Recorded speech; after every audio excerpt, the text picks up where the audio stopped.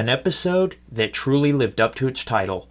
Hey everyone, Templar74 here with another Yu-Gi-Oh video, and today's Yu-Gi-Oh video is going to be my review of the latest episode of Yu-Gi-Oh! 7's episode 26 and the conclusion of the Neil arc, Maximum Duel. And I gotta be honest with you guys, just like I said in the beginning of this video, this episode truly lived up to its episode title. This duel was really a maximum duel, and it had me on the edge of my seat the entire time, which is something that Yu-Gi-Oh! 7's really up to this point has not done. So this was actually kind of exciting, and I was vested throughout this duel. I was sitting there glued to my screen like, okay, what's happening now? What's happening now? And it's something that Yu-Gi-Oh! 7's has yet to do, so I'm super happy about that. I loved this duel, the conclusion, and I loved the whole duel with Yuga and Neil, the rematch here, the duel of the maximum summons. This episode truly was icing on the cake, in my opinion, but we'll talk about all this soon enough. So, at risk of further rambling though, let's move on to the actual episode. So the episode begins where we left off last week, Maximum versus Maximum. Yuga's Maximum Overrode Deity versus Neil's Yugdragon. And the proclamation is made at first that now they are equal. Yuga is equal to Neil. However, Sebastian points out, how are they equal? Because Yuga's maximum monster only has 3,500 attack points. Neil's has 4,000. The difference is clear. However, Neil is quick to remind Sebastian that don't be so quick to judge. And Yuga quickly turns out to prove Neil right as he activates the first of his Maximum Overrode Deities' first effect. And that first effect is Reflection Charge. And basically what this effect does is it allows Yuga's monster to gain 200 attack points times the level of Neil's monster. His monster is a level 10, so Maximum Overrode Deity gains 2,000 attack points and is enough to best Yugdragon. However, Neil is not quick to let his maximum monster get destroyed, and he uses a trap card, Absurd Discharge, and it basically spares Yugdragon and knocks both their life points down to 2,500 life points. And so, yeah, now Neil and Yuga have the same amount of life points with 2,500. Yugdragon is spared. However, it's quick to point out that Maximum Overrode Deity should have been destroyed by this trap card. However, its second effect prevents it from being destroyed by trap effects, much like Neil's Yugdragon, and Sebastian even points out, small petty copy. And I'm really getting sick of Sebastian, so yeah, there is that. So anyway, now that these two have equal life points, their monsters are spared, and now it's Neil's turn. And Neil makes a bold claim as he brings out a new spell card. And this bold claim is his pair production spell card. And what this basically does is he's allowed to discard 2 Cyberse monsters and increase his monster's attack by their level. And he discarded 2 level 5s. So yeah. And he basically makes this bold claim, not prediction, bold claim, where he goes to say that you are going to suffer before the strongest spell card of the Cyberse archetype. And I stopped to think about this. I'm like, wait a minute. If it's the strongest Cyberse spell card, how's come none of these 3 have ever used it? But then I got to thinking about it. If these 3 haven't used it, maybe it has something to do with I surviving at the end of Reigns that this card was able to come into being, because now there still is a link to the Cyberse here. I may be reading a little bit into the lines here, but I couldn't help myself here. But yeah, this bold claim right here, Revolver, Yusaku, you have some splaining to do on why Neil has the strongest Cyberse spell card and none of you 3 had it. But I digress on that. Anyway, back to the duel here in this episode. Yugdragon's attack points rise to 6,000. However, Magnum Overrode is spared when Yuga uses an effect to return it to his hand. So he basically ends the battle phase, returns Magnum Overrode to his hand, and he's like, okay, no big deal, I can bring it back next turn. However, Neil is quick to go, you think I'm going to let that happen? And Neil essentially forces Yuga to put Maximum Overrode Deity back into his deck, shuffle, draw a new hand.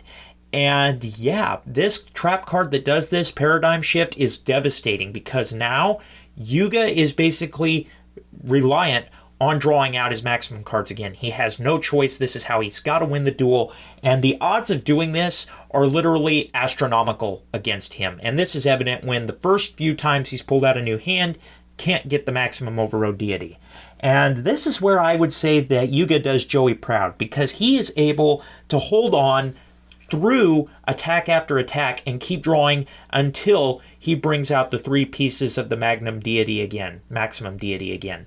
And yeah, this is very reminiscent of how Yugi kind of stalled for time in his first duel against Kaiba to get out Exodia. This is kind of what that reminded me of. So yeah, Yuga is doing Joey and Yugi proud here by holding on long enough to get these 3 cards back out. And it's also during this time that Neil makes the proclamation that once you're defeated, rush duels will disappear.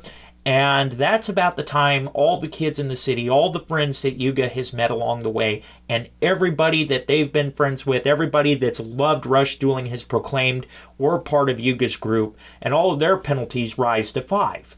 So now, if Neil goes through with this, he is going to virtually eliminate 78% of the duel accounts in the city, essentially. It's like 77.7, but I'm going to round up to 78. So yeah, he's going to get rid of most of the accounts here. He's not deterred by this, though, and he still moves in for the attack. However, Yuga is able to pull out one more victory here by basically switching out his Seven's Road Witch and his Magician. He's able to spare himself a monstrous defeat with a mere 100 life points left. He is able to bring back out Maximum Overload Deity, and he uses its effect, the first effect, to raise its attack points up.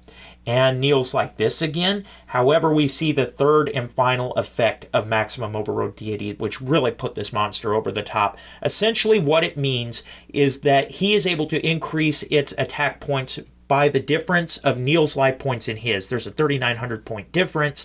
So yeah, Maximum Overload Deity rises up to an astronomical 9,000 plus attack points here. And it's at this point Neil realizes he's trapped. He can't win now because his life points are going to run out before he can activate the trap card to get up on Yuga. So he knows he's going to lose, and he ultimately doesn't cheat. He does the honorable thing. He takes the attack and he loses the duel. And after Neil loses the duel, he basically says, as promised, he gives Yuga back Kaizo, and Kaizo's glad to be back to Roman. Not so much glad to be back with Yuga, glad to be back with Roman. That's still creepy, but hey, it is what it is. However, it's at this time all the Goha Corporation drones show up and say that somebody has accumulated all the penalties, their account has been terminated, and everybody's like, well, wait a minute. Yuga won, all the penalties were erased, and then they look over at Neil, and Neil has reached his penalty limit. He's like, my account's been terminated, and he says basically, if I didn't play for the same stakes you did, Yuga, then it wouldn't be fair. And yeah, he basically accepts his defeat, accepts his account being terminated, and Neil actually handles this pretty honorably. I gotta hand it to him on that. And that's essentially where the episode leaves off. Happy reunion between Yuga and Kaizo, and Neil ultimately graciously accepting defeat. And I loved that about the episode. So yeah, that was essentially the episode. Like I said, this episode really lived up to its title of Maximum Duel. It had me on the edge of my seat the entire time. I loved the episode, and overall, there really isn't anything I can complain about this episode. Yes, the Neil arc did have some weird duels. Duels that were like, okay, clearly whoever did this was on drugs. I don't know that for sure, and I'm not leveling that accusation at anybody, but come on, I mean, you're dueling a noodle-based robot, you're dueling a cat duelist, somebody had to have been on something. But I digress on that. Neil overall as a character, though, was awesome. I love Neil's character, and I loved how he took this duel, and I love how this duel just surpassed all expectations. It was a fitting end to the end of the arc here, and I really look forward to what's next now that Yuga has the maximum summon. And of course, he's going to live on the road that he has opened, that Otis had talked about, to become the next king of duels. So really looking forward to that. And yeah, overall, I give this episode a 9 out of 10. This was a really good episode. I really liked this final duel. It was a two-parter, which I really did love. This episode was great, and I encourage everybody to watch it. But as always, in the comments section down below, let me know what your guys' thoughts were about this week's episode. Did you love it? Did you hate it? Did you think it was just there? What are your thoughts? Just let me know in the comments section down below, because as always, I enjoy hearing from you. Alright everyone, as always, Templar74 signing off. Have a great day everybody, and I'll talk to you all next time. Goodbye everybody.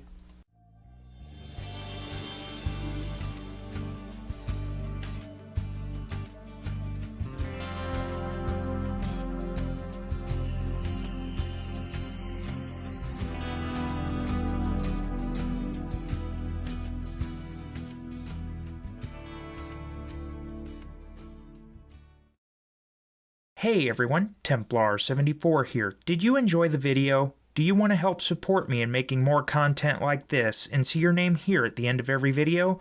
Then consider supporting me on Patreon. Any help is greatly appreciated and will help ensure continuation and increase the quality of production of the videos that I'm able to make for all of you.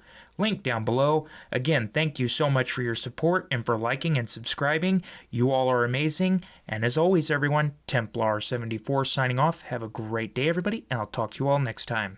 Goodbye, everybody.